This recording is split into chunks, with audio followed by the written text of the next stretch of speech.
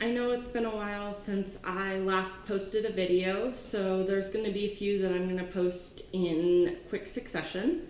The first one, which is going to be this video, I'm going to talk about my second appointment with the chronic Lyme doctor that I am working with. So that second appointment went really well. Jean was able to meet the chronic Lyme doctor for the first time and was just as impressed with him as me and my mom were at the first visit I had with him.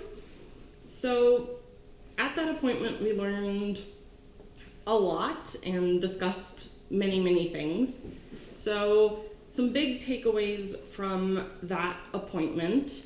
The first is that I have at least one mutation in something that is called a methylation cycle, which is part of how your body detoxes. So the mutation causes my body to not be able to get rid of toxins and detox as well as someone without that mutation would be able to. My doctor is suspicious that I have multiple mutations in my methylation cycle, so we are going to be running some additional blood work to look into seeing if I have additional mutations. However, since we do know that I have one mutation, we are doing a lot of supplements and things like drinking lemon in my water and stuff like that to help support my body being able to detox and kind of help make up for the inability of my body to do it to its full potential. So I'm going to be starting milk thistle in a week or so, and I'm already on a couple other supplements to help with that. And like I said, I am putting lemon in the sparkling water and stuff that I'm drinking. I'm still not able to drink plain water, so I just put it in whatever I am able to drink. So the second big takeaway from this appointment was that while I definitely have co-infections, we need to take treating those co-infections pretty slow because my body can't handle treating them aggressively really at all. So part of what led us to believe this, other than the blood work showing that I have a mutation in the methylation cycle, is I was started before the second appointment on an antibiotic to treat one of my co-infections, which is Bartonella. It's a type of gram-negative bacteria. And my doctor had started me on a 300 milligram dose with plans to up my dose to 600 milligrams about a week after I started on the 300 milligram dose. So what ended up happening instead was I started having really intense what is called Herxheimer reactions, which actually means that the antibiotic was doing its job and treating the Bartonella, which in turn were releasing endotoxins, which my body, because of its inability to detox properly, couldn't handle.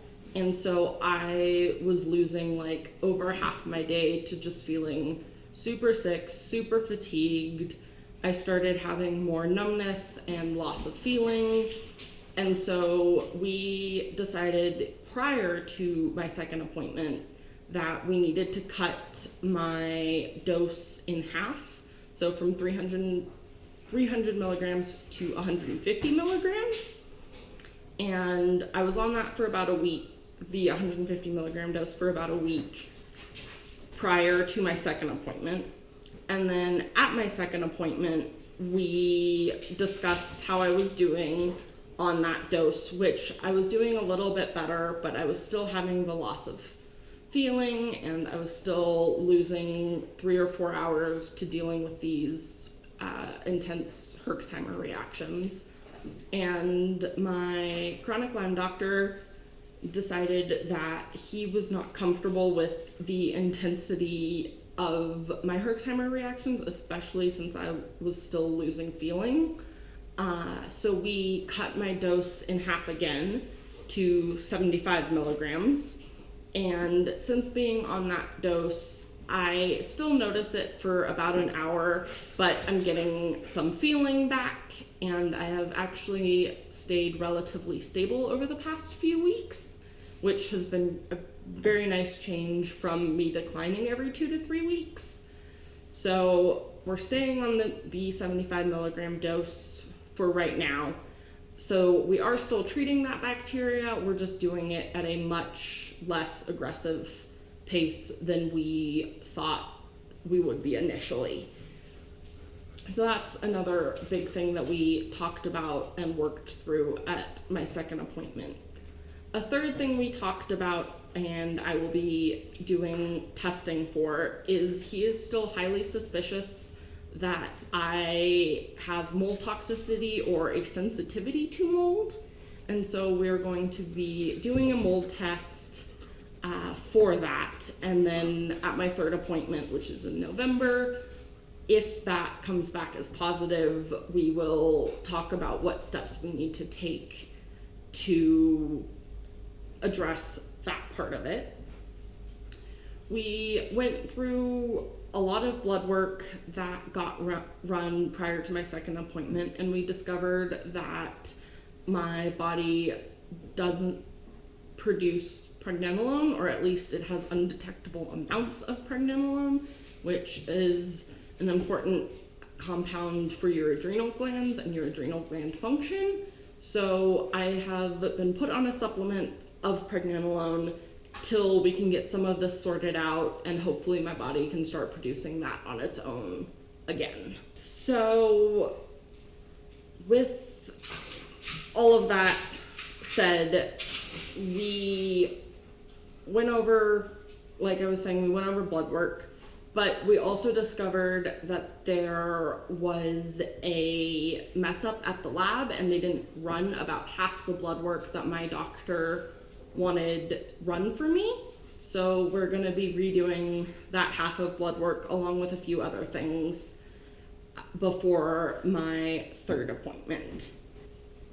So that's all I have for you all for this video. As always, if you have any questions or topics you would like me to talk more about, please let me know, and I'm happy to either film a video or write a post or just respond to you directly to address those questions or topics. I hope you're all doing well, and I'll be back at you all soon with the next video. Bye!